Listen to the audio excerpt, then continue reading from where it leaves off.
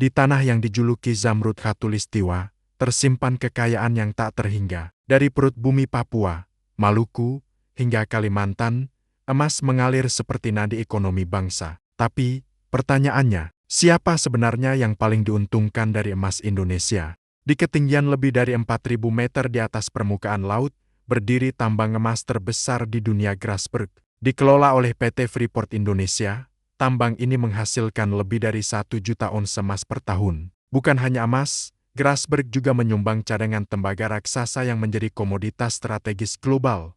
Tambang Grasberg awalnya dikelola oleh Freeport McMoran, perusahaan asal Amerika Serikat, sejak ke 1967. Setelah negosiasi panjang dan nasionalisasi bertahap, kini Indonesia melalui PT Inalum dan Mind ID memegang sekitar 51% saham. Namun, struktur kepemilikan ini tidak serta-merta berarti kontrol penuh.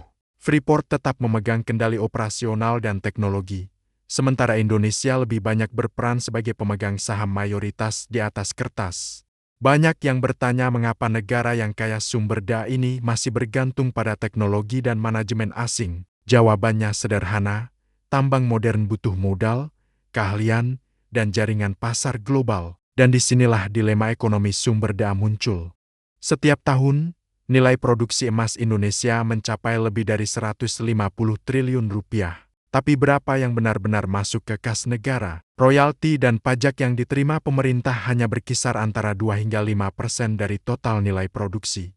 Model ekonomi ekstraktif seperti ini sering disebut sebagai resource trap, jebakan sumber daya. Negara kaya sumber daya alam, namun miskin nilai tambah. Emas digali, diekspor, dan diproses di luar negeri. Lapangan kerja terbatas pada sektor rendah, sementara keuntungan besar mengalir ke perusahaan multinasional. Kita seperti pemilik rumah yang hanya mendapat remah, sementara tamu menikmati hidangan utamanya. Dikelola oleh PT Eman Mineral Nusa Tenggara, tambang ini dulunya milik Numan. Kini dimiliki pengusaha nasional melalui Medco Group. Produksinya sekitar 200-300 ribu ons emas per tahun. Menjadi contoh transisi dari kepemilikan asing ke nasional yang relatif sukses. Produksi emasnya sempat mencapai 300 ribu ons per tahun. Setelah pergantian kepemilikan dari Newcrest Mining Australia ke PT Indotan, tambang ini mulai fokus pada efisiensi dan konservasi lingkungan. Dikelola oleh PT Arci Indonesia, perusahaan nasional yang kini terdaftar di bursa saham, menjadi contoh modernisasi tambang dengan teknologi pengolahan lokal. Ketika tambang-tambang asing perlahan berpindah tangan ke perusahaan nasional, muncul harapan baru bahwa emas Indonesia akhirnya benar-benar menjadi milik rakyat Indonesia. Harga emas global selalu sensitif terhadap krisis. Saat perang, inflasi, atau ketidakpastian geopolitik meningkat, harga emas melonjak. Bagi Indonesia, ini berarti setiap fluktuasi global bisa mengubah pemasukan negara dan investasi tambang secara drastis. Emas bukan sekadar barang dagangan. Ia adalah simbol stabilitas, cadangan devisa, dan ala diplomasi ekonomi. Negara yang menguasai emas, menguasai sebagian peta kekuatan dunia. Bank Indonesia menyimpan cadangan emas sekitar 78 ton data per 2024. Namun angka ini masih jauh di bawah potensi cadangan nasional yang tersebar di berbagai provinsi. Ironisnya, sebagian besar cadangan tersebut belum tergarap maksimal karena faktor izin, teknologi, dan konflik lahan. Di balik kemegahan tambang industri, ada kisah lain yang jarang terlihat kamera. Ribuan penambang rakyat mencari serpihan emas dengan peralatan sederhana, tanpa perlindungan keselamatan, tanpa jaminan kesehatan, dan seringkali merusak lingkungan. Aktivitas penambangan ilegal di Indonesia melibatkan lebih dari 1 juta penambang rakyat. Selain menyebabkan pencemaran air raksa, mereka juga sering terjebak dalam siklus ekonomi kecil yang tak berkelanjutan. Masalah ini menuntut pendekatan inklusif, mengintegrasikan penambangan rakyat ke dalam sistem legal dan ramah lingkungan.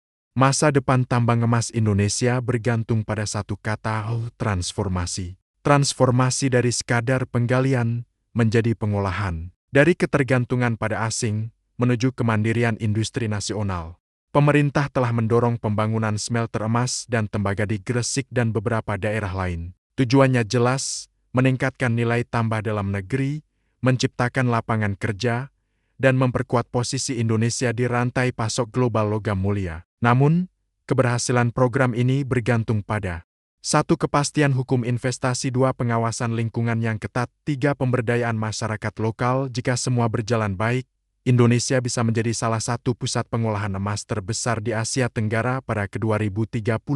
Emas Indonesia bukan sekadar kekayaan alam, ia adalah cermin dari bagaimana bangsa ini mengelola masa depannya. Apakah kita akan terus menjual kekayaan mentah, atau mengubahnya menjadi fondasi kemandirian ekonomi? Jawabannya ada pada kebijakan, kesadaran, dan keberanian kita sendiri. Dari kilau emas di tanah Papua, hingga harapan di hati rakyat Indonesia, masa depan kita bergantung pada cara kita menjaga apa yang bersinar di bawah kaki kita. Terima kasih sudah menonton video ini, jangan lupa subscribe YouTube ini dan like.